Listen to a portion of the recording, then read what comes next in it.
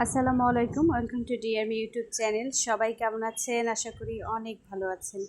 আমিও অনেক ভালো আছি। আজকে শুরু করতে যাচ্ছি ছোট্ট একটি ব্লগ, যেখানে থাকছে আমার সংসারে রান্নাবান্না, খাওয়া দাওয়া, অ্যাজ ইউজুয়াল যেমনটা থাকে ব্লগে।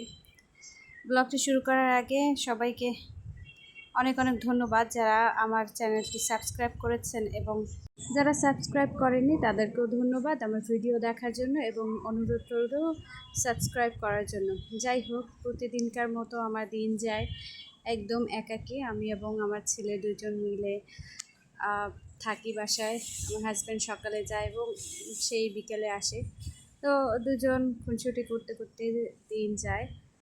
মহিষের দুধের দই বানাইছিলাম, ওটা খেলাম বের করে ফ্রিজ থেকে।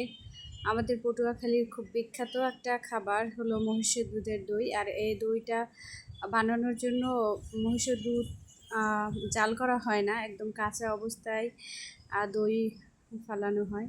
তো সারাদিন সব কাজ করে একদম গুছগাছ করে গোসল করে তারপর ভিডিওটি নিয়েছিলাম, এজন্য সব কিছু একটু পরিপাটি। আর রান্না হয়েছে আজকে পাবদা মাছ আর শাক। তো খাবার খেতে বসলাম, তখন আমার ছেলে ঘুমাচ্ছিল, ওকে গোসল করিয়ে খাইয়ে দিয়ে ঘুম পাড়িয়েছিলাম, তারপর আমি খাচ্ছি।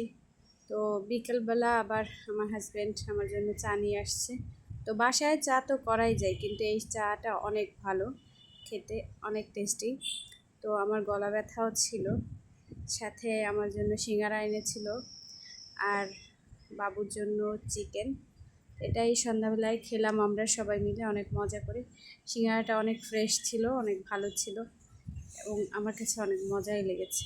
তো এরপর আমার ছেলে আবার একটু দুষ্টামি করছে, তার দুষ্টমির কোনো শেষ নেই। একটা কাজ করতে চাইলে সেটা সে করবেই, তো আমি আর কিছু বলি না, থাক করুক। এরকম খাবার নিয়ে নাড়াচাড়া করতে করতেই একটা সময়ে খাবে আমার বিশ্বাস।